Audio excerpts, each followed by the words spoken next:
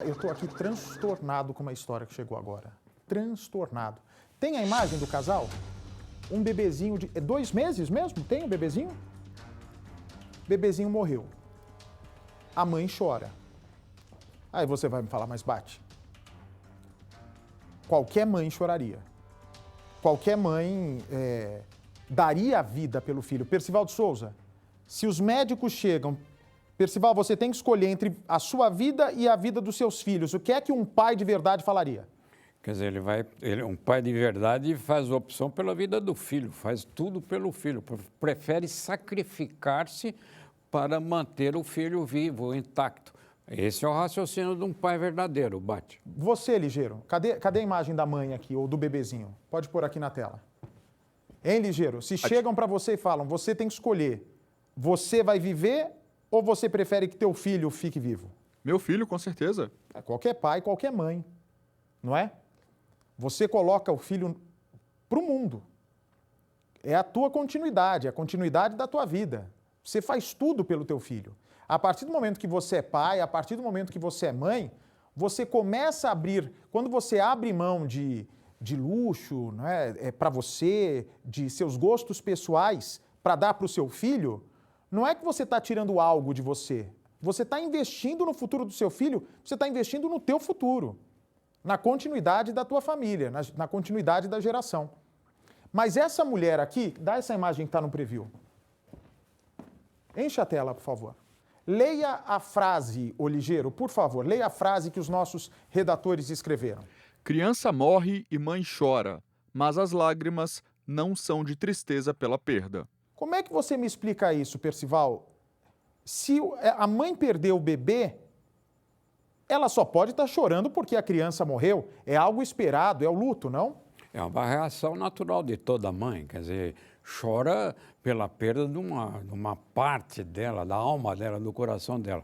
Agora, se essas lágrimas aí não são de tristeza, isso quer dizer que há algo muito obscuro que ela quer até esconder sobre a morte da criança.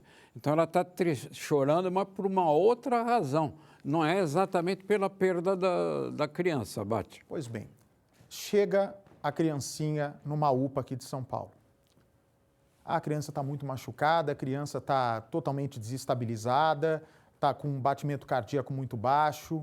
Os médicos pegam imediatamente, leva a criança até a sala vermelha. Nessa sala vermelha, os médicos correm contra o tempo e os enfermeiros também para tentar salvar. Então, remédio para verificar batimento cardíaco, remédio para equilibrar a pressão, os outros remédios necessários para a manutenção da vida e também a criança tinha alguns ferimentos. Ok. A mãe conta uma história para o médico, o padrasto conta outra história para o médico. O médico, naquele momento, não está ali para fazer uma cariação se a mãe ou se o padrasto está mentindo. O médico está ali para salvar a vida de um bebezinho de 2 meses que chegou todo machucado. Ok. Os médicos fazem o possível e o impossível, o bebezinho morre. Depois de tudo isso, o médico tem a obrigação de comunicar às autoridades se ele desconfia de algo diferente que foi contado. E nesse caso da UPA aqui de São Paulo, o médico desconfiou. O médico desconfia, o médico procura a polícia começa a investigar o caso. Quando o delegado faz uma pergunta para o padrasto responde uma vez. Quando o delegado faz uma pergunta para a mãe dá resposta. Divide a tela aqui com os dois. É difícil acreditar, né? Eu de verdade quero acreditar que daqui um tempo venha o esclarecimento e a polícia esteja enganada, porque não dá para acreditar que uma mãe seja capaz de fazer uma coisa dessa com uma criança de 2 meses. Não dá. Não dá. Não dá.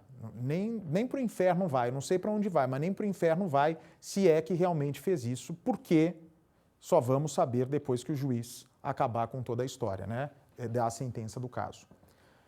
O delegado, que foi muito sensível, teve muita sensibilidade, ele repara que a mãe, na hora de ser informada da morte da criança, não chora. Quando os médicos saem correndo, a informação que uma fonte da polícia nos passou, Quando os médicos saem da sala vermelha arrasados, porque quando o médico perde o paciente, para ele a função do médico é dar a vida, é manter a vida.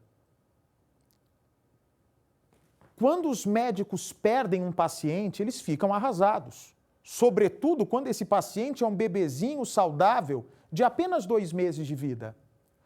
Quando o médico, com toda a sua sensibilidade e tato, conta para a mãe da criança que a criança não resistiu aos ferimentos, a mãe fala, tá bom, o que eu vou fazer agora? O que tem que fazer? Onde é que enterra? Vai levar o corpo para onde? A mãe queria logo falar de parte burocrática.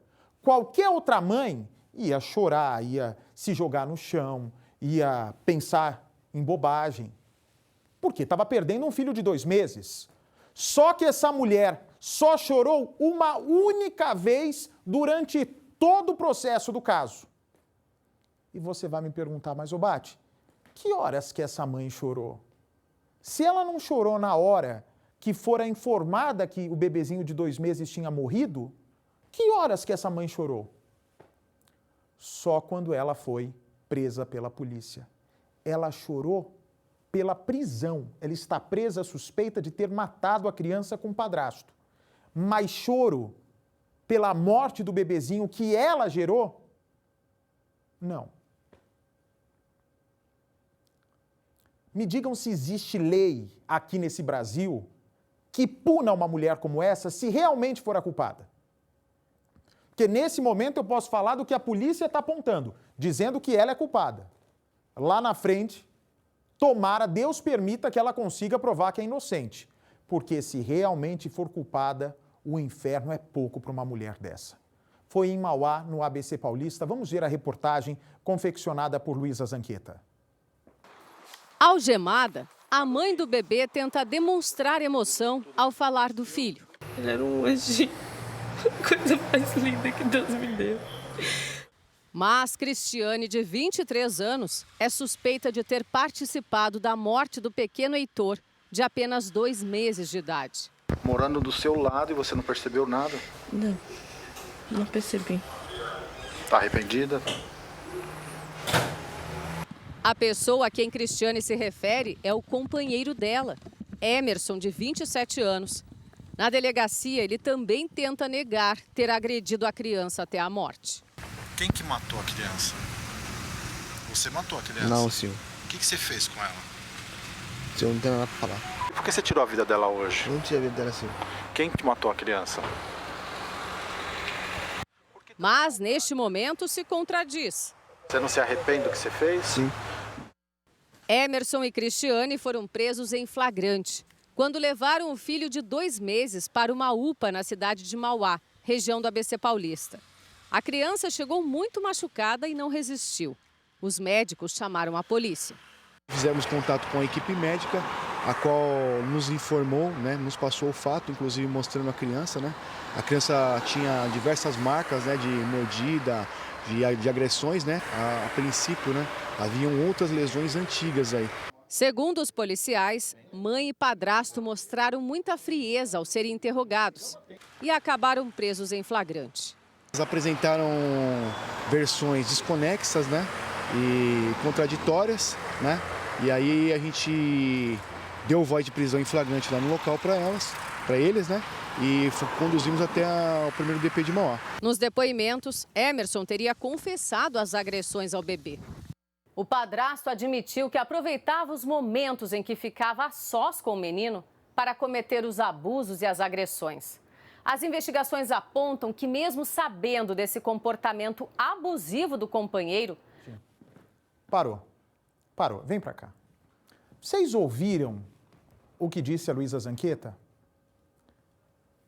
Eu acabei de receber as fotos que a Zanqueta me mandou do Instituto Médico Legal com o corpo da criança. Vocês não têm noção, vocês não conseguem imaginar o que esse rapaz foi capaz de fazer com essa criança. É uma imagem muito forte, mas que, se não for mostrada para as autoridades lá de Brasília, se não for mostrada para as autoridades que são pagas com nosso dinheiro para nos defender e defender o interesse do povo, o que mais se faz nesse país é defender o umbigo deles. Defender e brigar pelos direitos do povo, ninguém quer brigar. As crianças sendo massacradas e ninguém toca nesse assunto.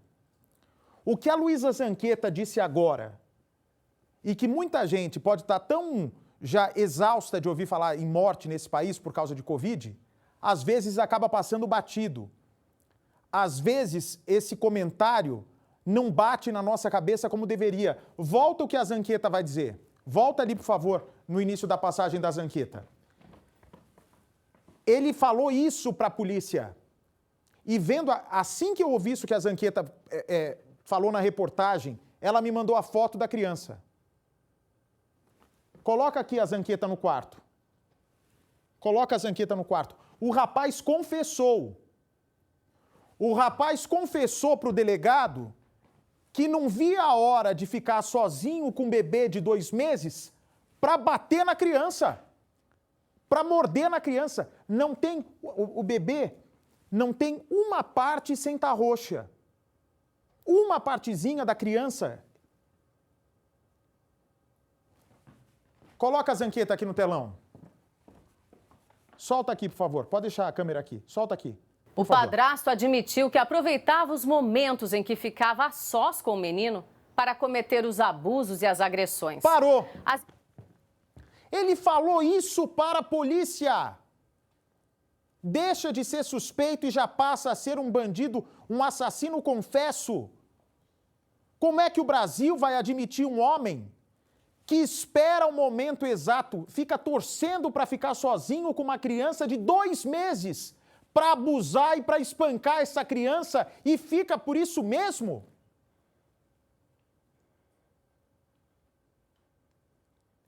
É tanta morte de criança, é tanta morte de mulher, que ia passar batido o que a Luísa Zanqueta está dizendo aqui.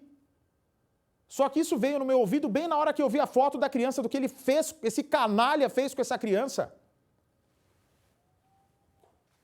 Num país